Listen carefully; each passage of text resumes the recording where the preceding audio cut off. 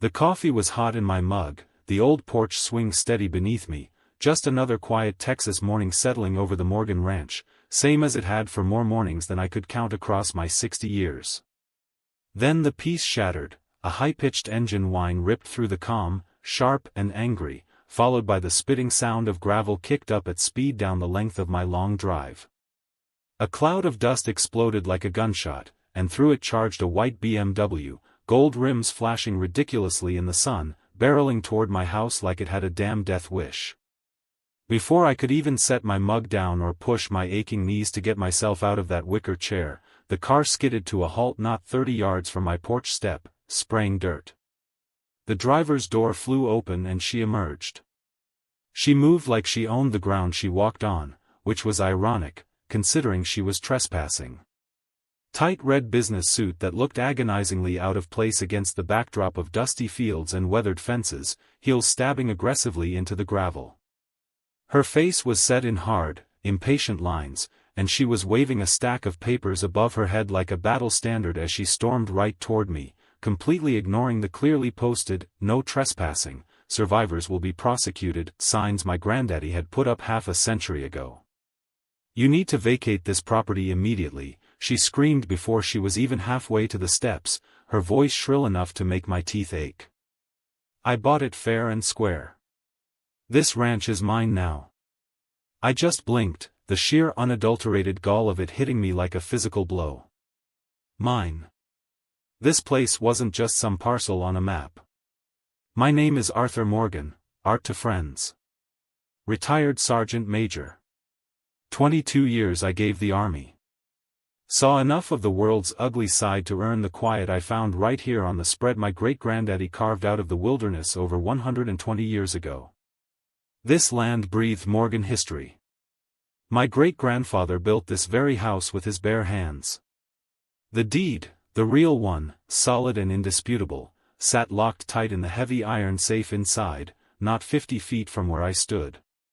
This ranch isn't just property recorded down at the county courthouse, it's a living history book, bound in barbed wire and weathered wood.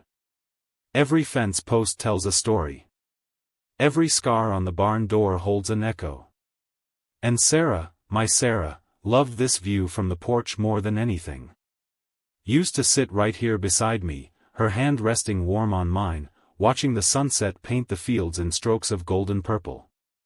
Her roses, the stubborn crimson climbers she planted near the old barn with her own hands, still fought their way skyward every spring, vibrant and beautiful, just like her memory. Losing this place wouldn't just be losing acres and a house. It would be severing the last anchor tying me to her. Losing the echo of her laughter on the wind. Her eyes, cold and assessing, scanned the porch, the house, the wide-open land beyond with blatant dismissal. I could almost hear the gears turning behind them. Old ranch, stubborn old man, probably broke. Easy target for whatever shiny, soulless homeowners association nonsense they were planning across the highway. Whispers I'd heard in town lately about progress, about developers buying up land, suddenly sharpened into focus. Those unfamiliar cars I'd seen slowing down near my turnoff, maybe they weren't lost tourists after all. An old soldier's instinct for trouble brewing, ignored for too long, now screamed red alert in my gut. I stood up slowly, then deliberately, unfolding my full 6 feet 2 inches frame, letting the years of Army discipline settle back into my posture. I made sure I towered over her. I pulled on that old, ingrained calm, the kind that had kept men alive in firefights she couldn't even imagine. "Ma'am," I said, keeping my voice low, even, and carrying clear in the morning air. "You are trespassing. I suggest you turn around, get back in your expensive car, and leave my property before things get unpleasant." My hand, hanging loose at my side, instinctively clenched into a fist. This wasn't just about legal papers or some faceless developer. This was about Sarah's roses, just starting to bud by the railing. About the sunset view she cherished. About the legacy entrusted to me. The thought of this sharp-edged woman, smelling of cloying perfume and naked greed, stomping her high heels over Sarah's memory, it ignited a cold, hard anger deep in my gut. She wasn't just trespassing on my land. She was trespassing on my life. My words hung in the suddenly still morning air. Elenina Vance's perfectly sculpted face tightened, her eyes cold moments before flashing with a brief flicker of surprise, quickly replaced by contempt. She actually laughed, a short, brittle sound devoid of humor. Unpleasant, she echoed, tossing her blonde hair over her shoulder. Oh please. You're just some old man squatting on property that's no longer yours. I have a buyer lined up. A very motivated buyer. Either you sign the relocation papers I have right here, she jabbed a manicured finger toward the stack in her hand, or I'll simply have you removed. Consider this your only generous offer. The gall of it. The sheer, dismissive arrogance left me momentarily speechless. Before I could form a response sharper than the curses forming in my mind, she spun on her heels digging defiantly into the gravel, and stalked back to her ridiculous car.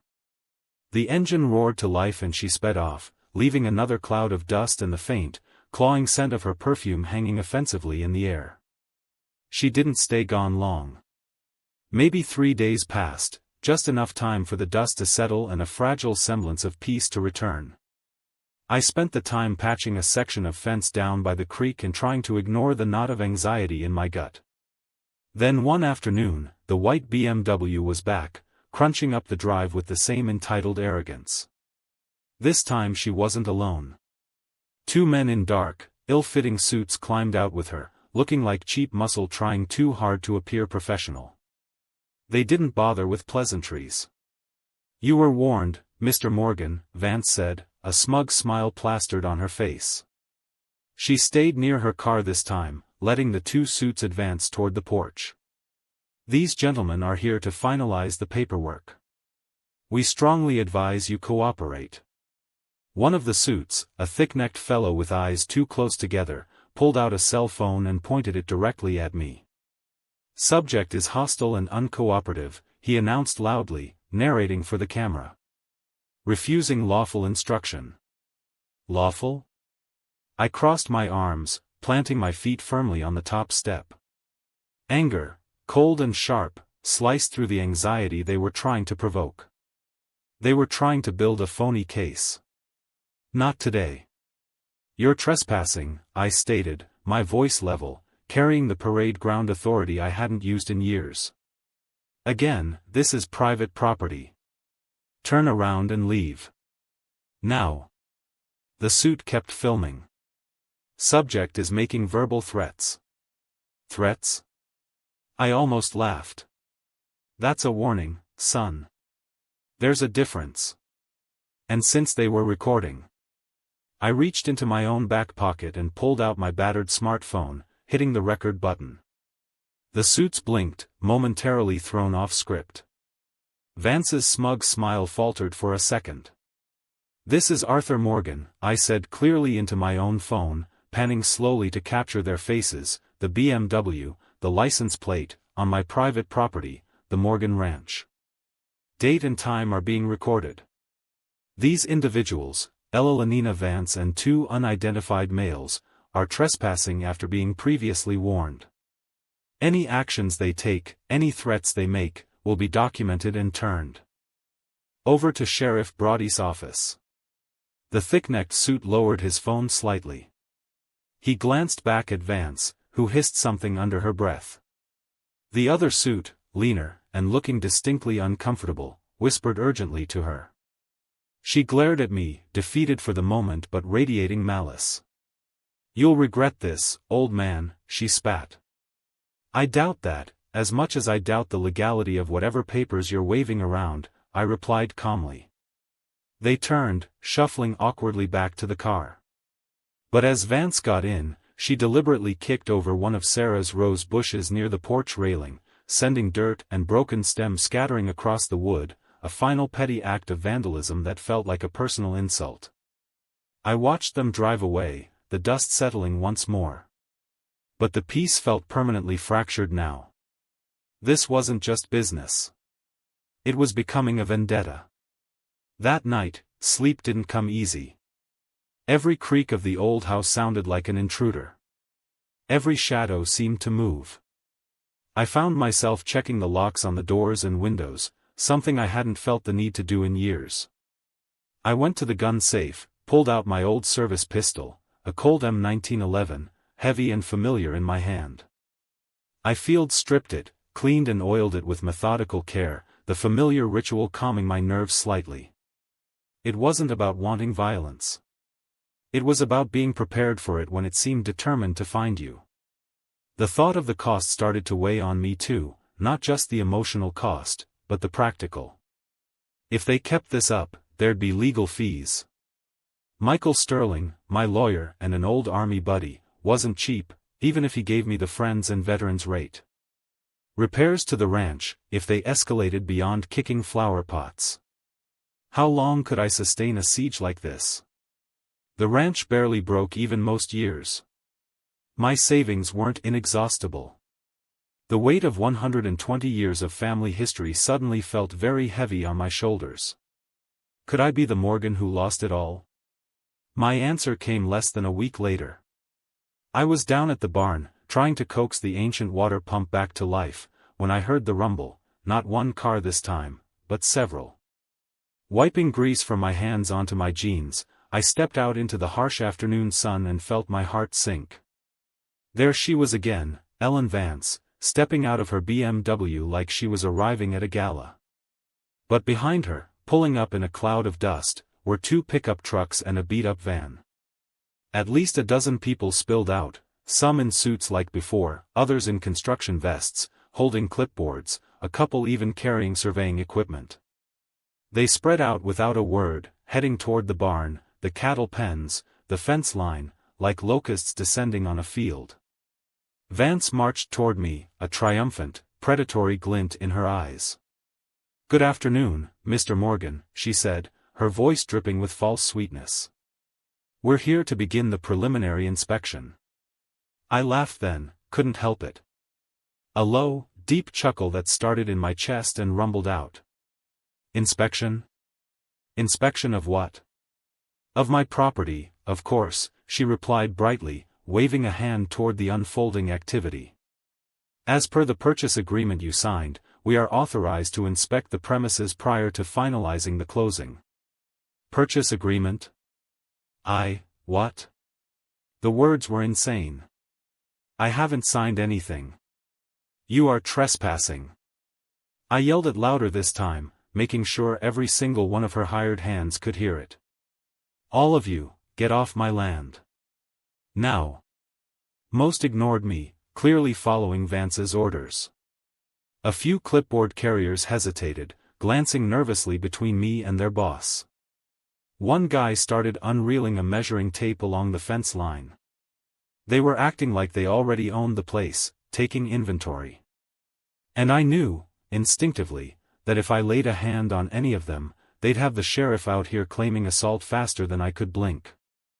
A calculated provocation. I grabbed my phone again, finger hovering over Sheriff Brody's number. "You step 1 foot further, Vance, and I'm calling the law," I warned. She merely smirked and pulled a single sheet of paper from a portfolio. She waved it dramatically in front of my face. "No need. It's all perfectly legal." "Your signature," she said smugly, tapping a spot on the bottom of the page. "Right here." I snatched the paper. It was a photocopy, and a poor one at that. But there at the bottom was a scrawled signature that bore a passing, superficial resemblance to mine. Sloppy. Wrong slant. But close enough to be deliberately misleading. My blood ran cold. This wasn't just harassment anymore, it was outright fraud. "That's not my signature," I said firmly, my voice tight with anger. Vance's smirk widened. "Really? Looks like it to me. Looks like it to the county clerk, where it was filed this morning. Tell it to the judge." She turned away dismissively. "All right, team, let's get measurements on that barn. Filed this morning." It was a deliberate setup. A con designed to overwhelm and confuse. Just as I was dialing Brody's number, shouting erupted from near the cattle pens. Ethan, the neighbor's kid I hired part-time, a good lad, barely 18, was arguing with one of the suits who'd gotten too close to the herd. The suit gave Ethan a hard shove. The kid stumbled back against the old wooden fence, crack, a rotten section gave way. And the cattle, already spooked by the strangers, the shouting, the unfamiliar vehicles, saw their chance. They surged through the gap, a tide of terrified beef. Hooves thundering, eyes wide with panic, straight toward Vance's scattered crew. People screamed, scattering like quail. Clipboards and hard hats went flying. Surveying equipment was abandoned. Vance shrieked and dove behind her precious BMW as Zeus, my big, temperamental prize bull, lowered his head and charged across the yard, snorting and bucking like a rodeo nightmare. I sprinted toward the barn, whistling sharply, trying the calls the herd knew, desperately attempting to regain control. But it was too late. Pure chaos exploded across the ranch yard. And right in the middle of it all, Vance's shiny white BMW, parked directly in the path of my angriest bull. Zeus, seeing the large white obstacle, didn't hesitate. He lowered his massive horned head and hit the driver's side door with the force of a battering ram. Crunch. The metal crumpled like tin foil. The side mirror snapped off. The front wheel buckled sideways with a sickening groan. The car alarm started blaring hysterically as the whole vehicle rocked violently on its suspension. Vance shrieked again, scrambling out from behind the wreckage, one of her expensive heels snapping as she stumbled through the dirt and cow manure toward one of the pickups. Her crew wasn't faring much better. Some had sprinted blindly into the open fields. One of the suits, in a moment of sheer panic, actually dove headfirst into a horse trough, sending water splashing everywhere. It would have been comical if it wasn't so damn dangerous, and infuriating. I kept whistling, low and sharp, using the calming calls Sarah used to use. Slowly, gradually, Zeus and the others began to settle. They weren't mean animals, just frightened by the invasion. After a few tense minutes, I managed to get most of them herded back through a side gate behind the barn, my heart pounding like a drum against my ribs. 30 years since I'd last seen active duty, but handling chaos under pressure, that the army teaches you deep in your bones. I walked slowly back toward Vance and her bedraggled, manure-spattered crew, huddled near their remaining vehicles. Her expensive perfume was completely overpowered by the smell of dust, fear, and cow dung. Pure failure radiated from them. "You still want that inspection?" I asked, my voice calm but carrying clear across the suddenly quiet yard. Vance opened her mouth. Closed it. Her face flushed crimson under its layer of expensive makeup. Good. The welcome sound of sirens grew louder. 2 sheriff's cruisers finally bumped up the driveway, lights flashing. Sheriff Brody stepped out of the lead car, a tall, wiry man I'd known since he was a rookie deputy. He took in the scene, the wrecked BMW, the busted fence, the scattered, disheveled city folk trying to look innocent, and me standing there covered in dust. His eyebrows shot up nearly to his hairline. "Evening, Art," he said, giving me a small, weary nod. He looked tired. Older than his years. Maybe those rumors about pressure from county commissioners, friendly with the developers, weren't just rumors after all. "Evening, Brody," I replied, tipping my hat. "Got ourselves a little trespassing situation here. Seems my bull took exception to their parking job." Brody sighed, turning to Vance. "Ma'am, perhaps you can explain what you and your associates are doing on Mr. Morgan's property without his permission, and apparently antagonizing his livestock?" She recovered quickly, maybe too quickly. "This man is squatting on my land, Sheriff," she snapped, waving the crumpled photocopy. "I purchased this ranch. I have the paperwork filed with the county." Brody glanced at me. I just nodded toward the house. "Deeds in the safe, Brody. Original copy. Been in my family since 1905, you know the history." He pinched the bridge of his nose, looking thoroughly fed up. "Ma'am," he said, turning back to Vance, his voice taking on a harder edge, "unless you have a court order explicitly granting you possession or access, you are trespassing. Filing paperwork doesn't negate Mr. Morgan's existing deed until a judge says otherwise. And from the looks of this," he gestured at the wrecked car and broken fence, "you're also causing significant property damage. You and your people need to leave. Now." Her face flushed an even deeper red. "This is a misunderstanding," she stammered, changing tactics. "A simple boundary survey. We'll leave." "Oh, you'll be leaving all right," Brody said grimly, "after my deputies take statements from everyone involved, regarding the trespassing, destruction of property, possibly endangering livestock. You're lucky nobody got seriously hurt out here today." One of the suits muttered something about lawyers. Brody cut him off. "Lawyers can sort it out later. Right now, you're all getting citations for trespassing. And Ms. Vance," he nodded toward the mangled BMW, "the owner of that vehicle might want to talk to her insurance agent. We'll need a tow truck out here."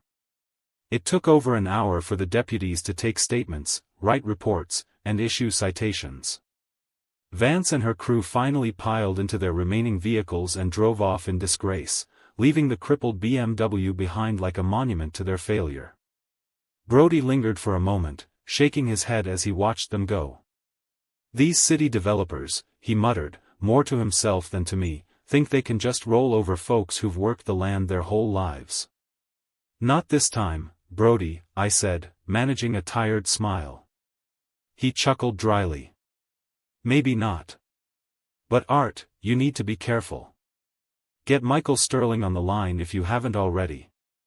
This feels like it's going to get uglier." "He's already on it," I assured him. "Thanks, Brody." He tipped his hat and left, his cruiser kicking up one last cloud of dust. The ranch was quiet again, but it was a tense, wounded quiet. The next day, Ethan and I spent hours repairing the fence under the hot Texas sun. The kid was quiet, shaken by the previous day's events. "Sorry about that, Mr. Morgan," he said finally, handing me a post-hole digger. "That guy, he just came right at me. I didn't mean for the fence to break. Or the cattle to get out." I clapped him on the shoulder, sawdust sticking to my sweaty hand. "Wasn't your fault, son. Not one bit. They had no right being here, pushing people around. You stood your ground." He looked relieved. We worked until sunset, the physical labor a welcome distraction. But the unease remained. Motion sensor flood lights near the barn and the house that evening, feeling foolish but necessary. The legal threat felt more real now, more insidious than the physical confrontations. Filing forged documents, that took planning. Malice. The proof of that malice came 3 nights later. Deep in the moonless dark, around 2 a.m., a sound jolted me awake. Not the familiar creaks of the old house settling, but a metallic scraping sound coming from the direction of the barn. My heart hammered against my ribs. I grabbed the old M1911 from the nightstand, checked the chamber by feel, and slipped out of bed as silently as a shadow. Peeking through the curtain, I saw nothing but darkness near the barn. But the sound came again. A distinct groan of metal under stress. Someone was trying to pry open the heavy barn door lock. The barn, where I stored the tractor, the feed, tools, and several sealed trunks containing Sarah's old photographs, letters. Things I couldn't bear to sort through but couldn't dream of losing. Adrenaline surged cold and clear. Calling Brody now would take too long. They could be gone, or do irreparable damage, before he could get out here. No. This was on me. I bypassed the porch, slipping out the back door and using the familiar darkness, the trees, the old stone wall, as cover, circling around towards the side of the barn. I heard hushed, urgent voices now. "Come on, hurry up. Get this damn thing open before the old man wakes up." "Too late for that, buddy. I took a deep, steadying breath, stepped out from behind the water trough, and thumbed on my heavy mag-light flashlight, its powerful beam cutting through the night, pinning 3 figures caught right at the barn door. A crowbar clanged loudly as one of them dropped it in surprise. Freeze! The command ripped out of me, pure drill sergeant instinct. They froze, startled rabbits caught in the glare. One was tall, wary. The other 2 looked younger. Jumpier. Step away from the door, I ordered, my voice hard as flint. Hands where I can see them. The tall one hesitated, eyes darting toward the fallen crowbar. A stupid, split-second decision. He lunged. Before his hand was halfway there, the M1911 was out, leveled squarely at his chest, the flashlight beam holding his eyes. Freeze! I growled, the sound low and dangerous in the night air. He froze mid-lunge, terror washing over his face as the reality of the situation hit him. His hands shot up. Okay, easy man. One of the younger ones started to edge toward the darkness, towards where I assumed their vehicle was parked. Bad idea, I snapped, swinging the pistol and light toward him instantly. You move 1 more inch, friend, and you'll be regretting it for a long, long time. He froze too, hands shaking visibly. Good. Keeping them covered, I used my boot to kick the crowbar further away into the dirt. I backed them up slowly towards the fence line near the road. Sit down. They sat, huddled together, fear radiating off them. Who sent you? I demanded. The tall one licked his lips. Well, we don't know what you're talking about. Just looking for scrap metal. Liar, I cut him off flatly. Just then, his gaze flickered nervously past me, maybe toward the house, and he muttered something under his breath, almost inaudible. But my hearing was still sharp. Sounded like Vance said he slept heavy. Confirmation. Cold certainty settled in my gut. I kept the pistol steady with one hand, pulled out my cell with the other, and dialed Brody's direct number. Brody, I said when he answered, his voice thick with sleep. Art Morgan. You're going to want to come back out to the ranch. Got 3 live ones for you this time. Caught them trying to crowbar my barn. There was a groan on the other end. You're kidding me, Art. Wish I was, I said grimly. A string of curses followed. Then a promise, he was on his way. The wait felt eternal. Crickets chirped. An owl hooted mournfully down by the creek.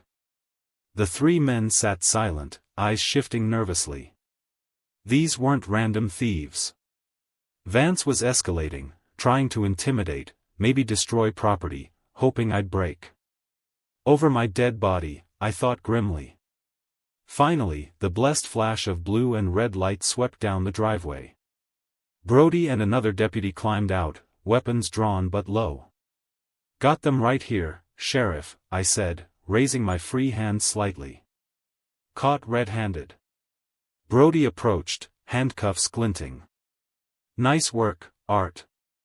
Maybe you should come out of retirement. I managed a small chuckle. No thanks. Had my fill of trouble. They cuffed the 3 without incident.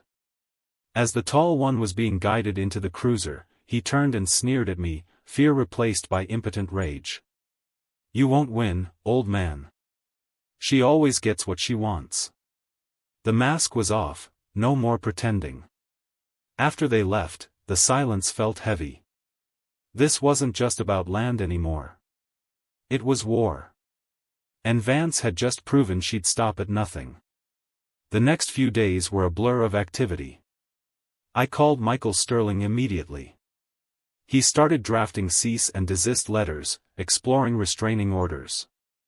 Meanwhile, I turned the ranch into Fort Knox, Hiluman, motion-activated floodlights on every corner, wireless security cameras covering the driveway, the house, the barn ruins, because Brody's deputies confirmed the intruders had splashed gasoline around before I caught them. The barn raid was meant to be an arson attack. Reinforced steel plates on the door jambs. New deadbolts. Ethan helped, his young face set with grim determination. The place started looking less like a home and more like a besieged outpost. Just when I thought I'd shored up the physical defenses, the next attack came, silent, insidious, on paper. A county process server showed up one afternoon, handing me a thick stack of documents. Lawsuits. Plural. Filed by Ellen Vance and the shadowy development corporation she represented. Accusations of ranch neglect. Violations of obscure environmental codes I'd never heard of. Even animal cruelty. Lies. Every single one. Crafted to paint me as incompetent or malicious. I drove into town the next day to meet Michael at a small diner off Main Street. Neutral ground. He spread copies of the filings across the worn Formica tabletop, his expression grim. It's worse than I thought, Art. This isn't just harassment, it's a coordinated assault.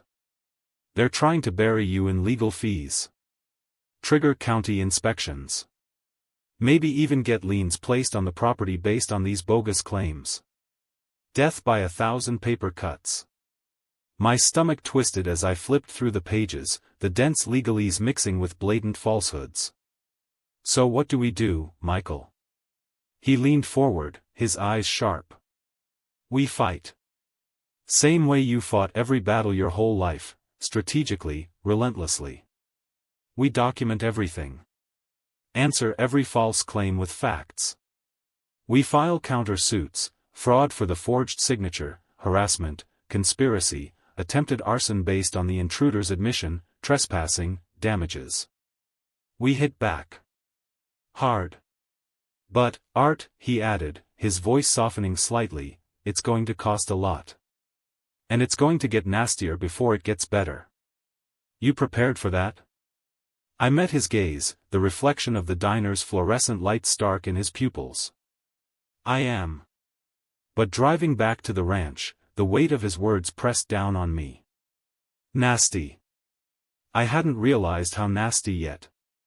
As I turned down the dirt road leading home, a cold dread washed over me. Ethan's old pickup truck was parked haphazardly by the gate. Driver's side door hanging wide open. Empty. Ethan. I yelled, slamming on my truck's brakes and jumping out, my heart suddenly pounding against my ribs like a trapped bird. Ethan. No answer. Just the wind whistling through the fence wires. The house. My boots kicking up dust. That old soldier's instinct screaming that something was terribly wrong. The front door was ajar, splintered near the lock. Inside, chaos, furniture overturned, chairs broken, papers scattered across the floor like fallen leaves. Someone had been here. Violently. Recently. Pistol drawn, clearing rooms methodically, like I hadn't had to do in decades. I moved through the violated space. Empty, but the destruction was targeted. Malicious. Then I reached the small study, where I kept my accounts and Sarah's old desk, and I saw it, taped crudely to the wall, scrawled in thick black marker that dripped like blood, sell or else. My breath hitched. The message was clear. Brutal. But where was Ethan? I spun, ran back outside, shouting his name, my voice rising with panic. Ethan, answer me, damn it. Finally, a faint groan reached me, seeming to come from the woods behind the blackened skeletal ruins of the barn. I sprinted toward the sound, crashing through dry brush and brambles, ignoring the branches whipping at my face. And then I saw him, tied crudely to an oak tree with what looked like baling twine, slumped against the rough bark. His face was bruised, lips split, one eye swelling shut. His breathing was shallow. Ethan? I fell to my knees beside him, fumbling with the knots, my hands trembling with a mixture of relief and white-hot fury. You okay, son? Talk to me. He coughed, winced. Mr. Morgan, his voice weak, raspy. Two guys jumped me when I came back from checking the south pasture, said to give you the message. His head lolled against the tree, looking like a concussion, maybe a broken wrist with the twine bit deep. I got the message, son, I said grimly, finally getting the ropes off. I helped him up, supporting his weight, half carrying him back towards the house, towards the destruction they'd wrought. This wasn't about land anymore. It wasn't even just about money or greed. They had crossed a sacred line. They had put their hands on a good kid, on someone under my protection, in my home. They had turned this into something far more personal, far more dangerous. I called Brody again. No weariness in his voice this time, just clipped, professional urgency. Within 30 minutes, the ranch was swarming with deputies, an ambulance for Ethan, state trooper investigators. Pictures were taken, evidence bagged, statements recorded. They took Ethan to the hospital in town, concussion confirmed, wrist fractured, but he'd be okay, thank God. As the ambulance lights disappeared down the drive, I stood on my violated porch, watching the sun bleed into the western horizon, painting the sky in bruised reds and angry purples. Enough. No more reacting. No more defending. I swore then and there, under that blood-red sky, that I wouldn't just fight back. I would hunt down every last person responsible for this, from the thugs who'd hurt Ethan, to the woman pulling the strings. I would gather the evidence, build the case, and I would make damn sure they answered for it. Not just in court. They had backed an old soldier into a corner, threatened his home, hurt his own. They had no idea what was coming for them now. I was just getting started. Sleep was a luxury I couldn't afford that night. After settling Ethan's worried parents, who'd come to sit with him at the hospital, I returned to the ranch. I sat on the porch, the cleaned M1911 resting heavy but reassuring across my lap, watching the long dirt road that snaked towards the highway. Every distant headlight was a potential threat. Every rustle in the brush a possible intruder.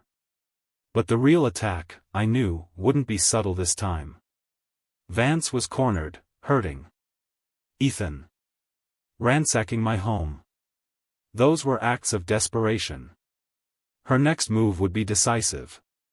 Probably brazen. An all-or-nothing gamble. I had Michael Sterling working on the injunction, gathering affidavits, but the law ground slow.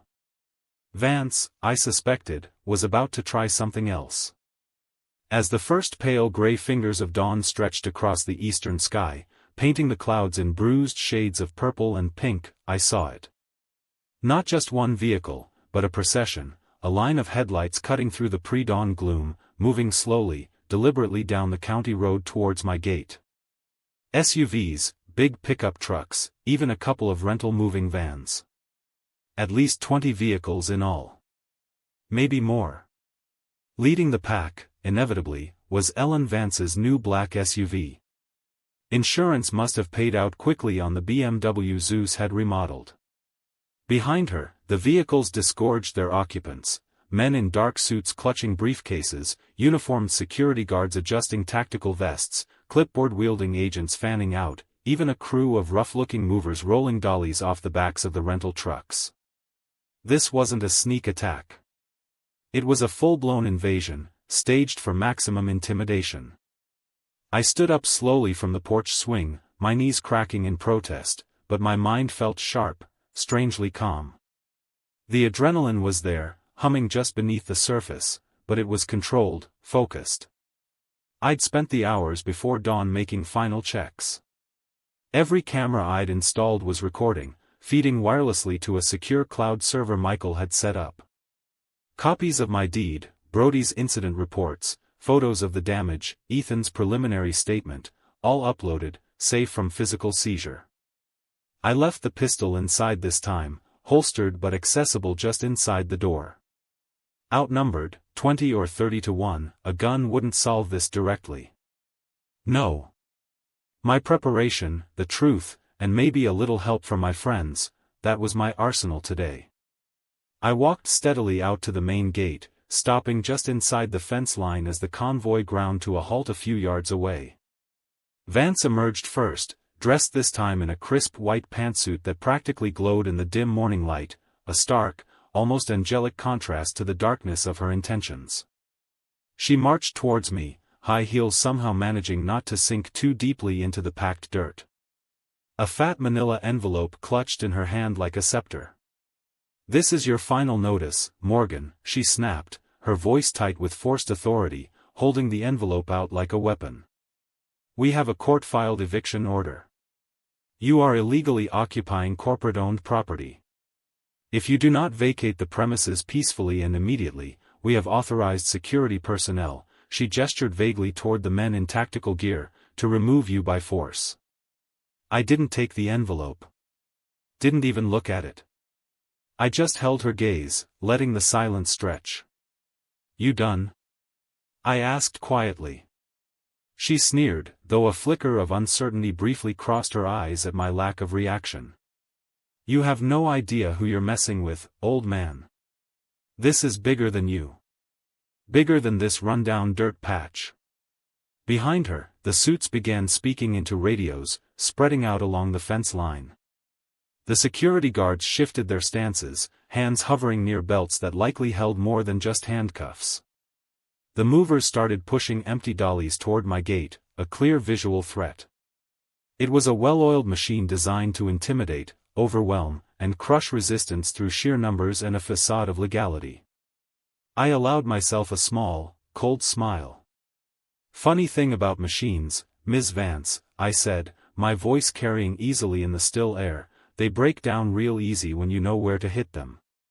And you seem awfully desperate for someone holding all the cards." I saw the barb hit home in the sudden tightening around her mouth. "Is this whole thing," I continued, nodding towards her assembled army, "really worth prison time, Ellen?" Her face flushed. "How dare you? We are acting entirely within the law." She turned to the head security guy, a burly man with a shaved head. "All right, open the gate.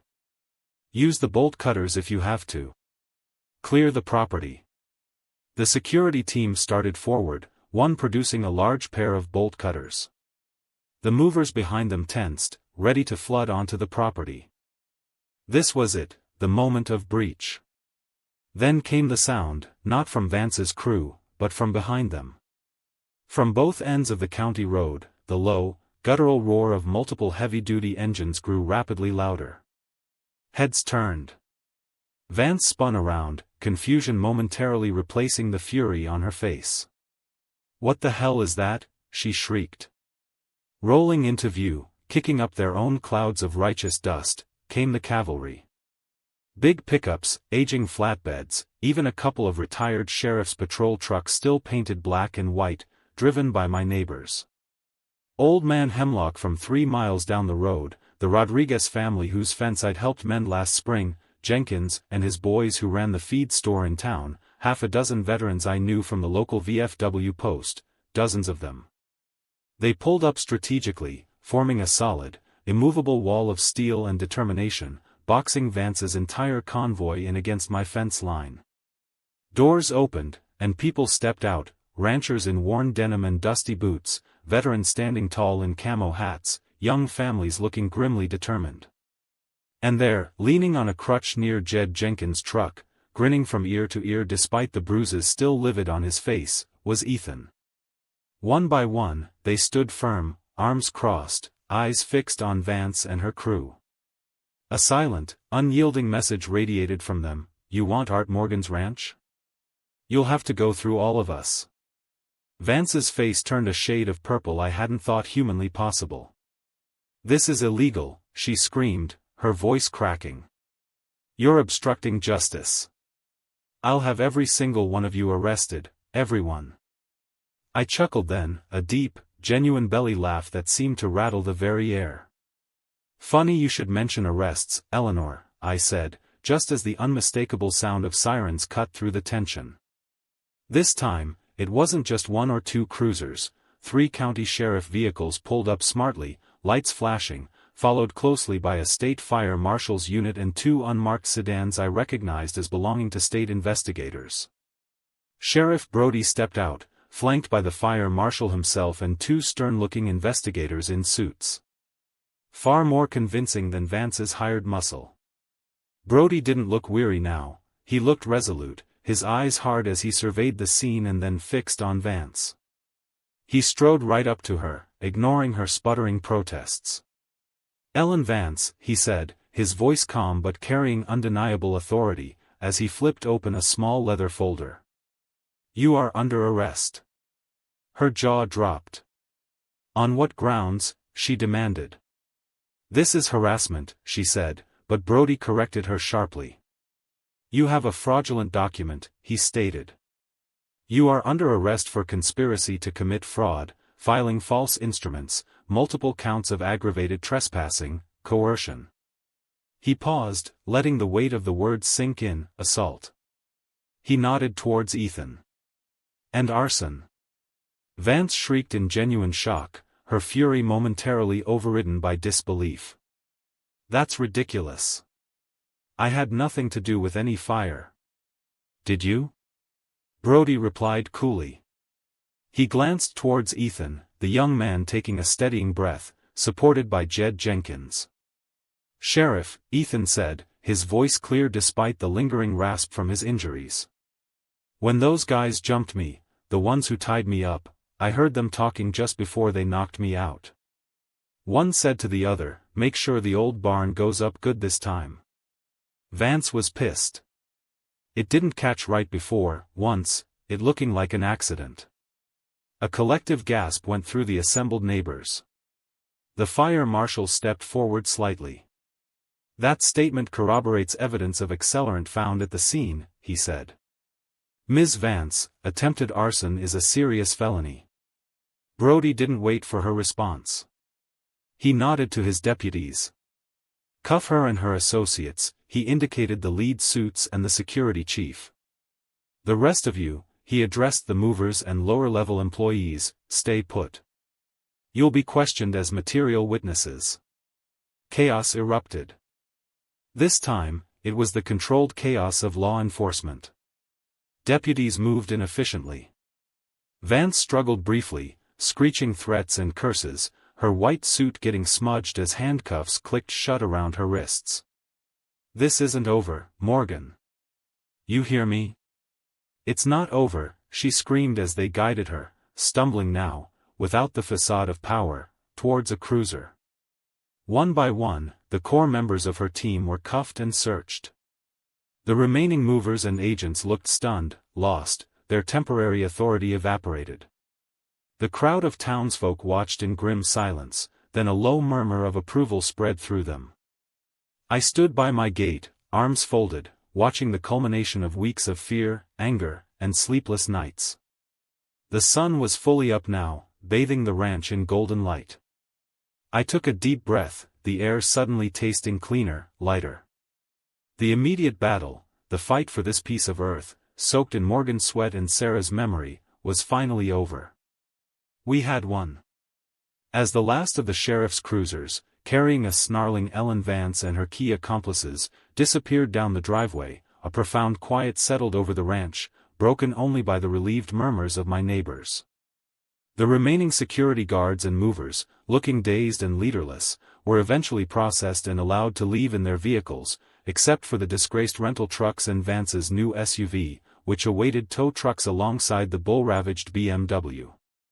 One by one, my friends and neighbors came up, clapping me on the shoulder, offering quiet words of support: Jed Jenkins, the Rodriguez family, my fellow veterans. Their faces reflected a shared victory. Even Ethan, leaning on his crutch but standing tall, managed a tired, bruised grin. Then slowly, they dispersed, back to their own lives, leaving me standing by the gate, the morning sun warming my face. The immediate threat was finally extinguished, but the silence wasn't empty, it was filled with the heavy weight of what had happened, and the understanding that the legal battle was likely just beginning in a different form.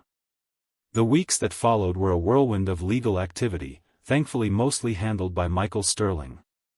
Investigators, armed with warrants and fueled by the evidence gathered from Vance's arrest and the testimony from myself, Ethan, and others, began unraveling a complex web of deceit. It turned out Vance wasn't just a rogue realtor, she was a key player in a predatory network of developers and financiers aiming to acquire vast tracts of land through intimidation, fraud, and coercion across 3 counties. My fight, it seemed, had blown the lid off a much larger operation. Other ranchers and small landowners, hearing about Vance's arrest and emboldened by our stand, began coming forward with their own stories of harassment and forged documents. The state attorney general's office got involved. It was a slow grind, but justice, it appeared, was finally sharpening its teeth. Vance and her main associates faced a raft of felony charges, their expensive lawyers suddenly finding the ground very shaky beneath them. My own legal situation resolved much faster, with Vance facing criminal fraud charges related directly to the documents she'd filed against my property. The civil suits she'd initiated collapsed like a house of cards. Michael presented my original century-old deed alongside the evidence of forgery and the criminal investigation to the judge. It was blessedly brief. The judge dismissed all claims against me with prejudice, formally nullified the fraudulent purchase agreement Vance had filed, and issued a clear, unequivocal judgment affirming my sole, undisputed ownership of the Morgan Ranch. Holding that final court order in my hands felt like shedding a heavy, invisible weight I hadn't realized I was carrying. The land felt truly mine again, secured not just by history, but by the validation of the law we'd fought so hard to uphold. Slowly, life on the ranch began to find its rhythm again. Ethan's wrist healed, the bruises faded, and though the experience had clearly sobered him, his youthful resilience shone through. Ethan was back helping with the chores, quieter, perhaps, but with a new maturity in his eyes. "Glad we showed him, Mr. Morgan," he said one afternoon, leaning against the newly repaired fence line, watching the cattle graze peacefully. The bond between us, forged in shared adversity, felt stronger. So did the ties within the community. Neighbors stopped by more often, not just for coffee but to lend a hand, share news, or simply check in. The siege had inadvertently strengthened the very community Vance had tried to shatter. One morning, while inspecting the damage near the porch, I saw it, tiny, bright green shoots pushing up from the base of Sarah's rose bush, the one Vance had kicked over in petty spite. Life, stubborn and persistent, was returning. The deep scars remained, but true peace, the kind earned through fire, finally felt possible again. That fall, we rebuilt the barn. It wasn't just me and Ethan. The call went out, and the community answered. Trucks arrived, loaded with lumber donated from Jenkins's store. Neighbors showed up with hammers, saws, and strong backs. The air filled not with tension but with the rhythmic pounding of nails, shared laughter, and the smell of sawdust mingling with barbecue smoke from the lunch tables the church ladies set up. It wasn't just a barn raising, it was a celebration, a defiant statement hammered into every beam and rafter. While clearing the last of the charred debris from the old foundation, my hand closed around something small and metallic, a severely scorched silver locket, one I'd given Sarah years ago. Empty now, fire damaged but intact, a bittersweet reminder found amidst the ashes. A promise of continuity. Now, I sit back on my porch again, coffee steaming in the cool morning air. The old swing steady beneath me. The view is the same, the wide Texas sky, the rolling pastures where my cattle graze peacefully, the horses trotting lazily down by the creek, but it's different, too. The peace feels deeper now, hard-earned, paid for not just in sweat and worry but in the fierce loyalty of community and the stubborn refusal to be broken. The new barn stands proud against the horizon, a testament to resilience. My ranch is safe. My name is clear. The Morgan legacy entrusted to me is secure. The ordeal taught me things I thought I already knew, the value of home, the strength found in neighbors, the quiet tenacity required to stand against greed. Vance and her associates are facing years behind bars, their network dismantled. But vigilance, I know, is the price of peace. If anyone ever tries to come for this place again, they'll find out the same thing Ellen Vance did. This land doesn't just belong to me, I belong to it. And anchored here, rooted in history and community, we are damn near unstoppable.